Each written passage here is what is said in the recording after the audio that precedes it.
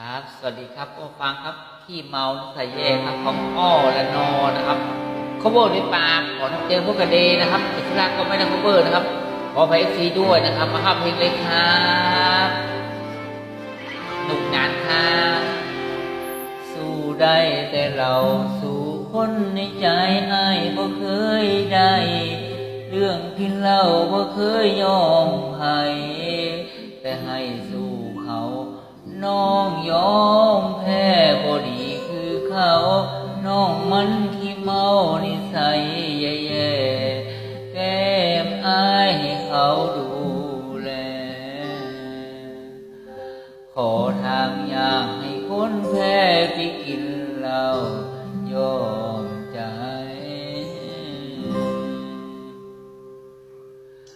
เมื่อตะวังตั้งแต่อายหาเขา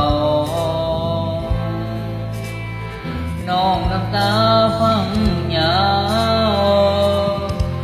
สู้เขาบ่ได้จักอย่างคุยกันมา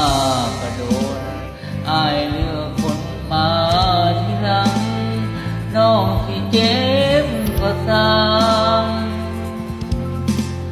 ทอดก็หัวสามาก่อนได้ดังมาช้าได้ใจไอ้ที่น้องไปหรือเขาที่ใช่กว่าคนที่เราผู้สาวบ้านนามาที่สู่นางฟ้าของอายได้จังได้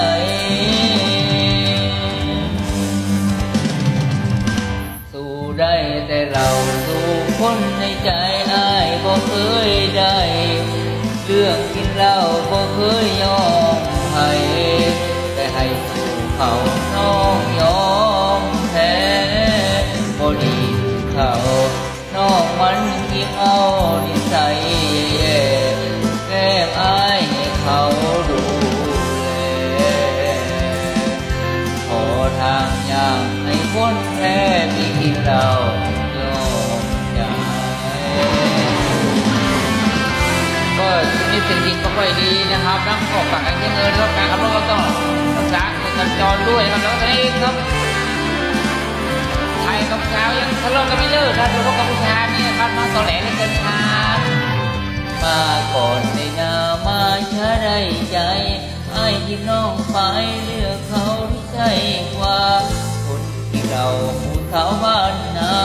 มาสู่นั่งฟ้าของอายได้จังได้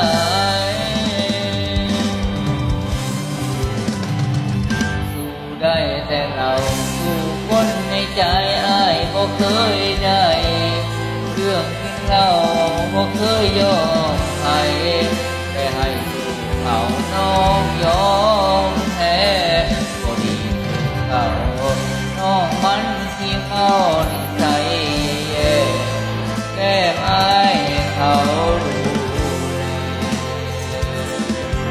ขอทางอย่างให้คนแพ้ไปกินเหล้า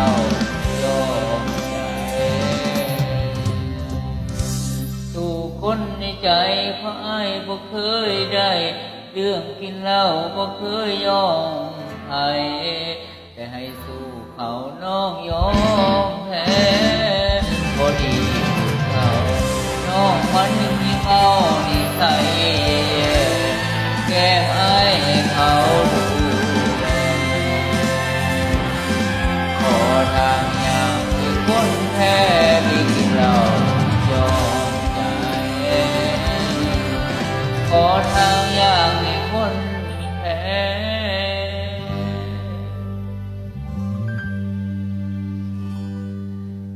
ไปกินเหล้ายอมใจโอเคครับเขาบทส่งบีโฟร์ทั้งจริงทุนายครับร้องหนุกงานนะครับหวานเจี๊ยบ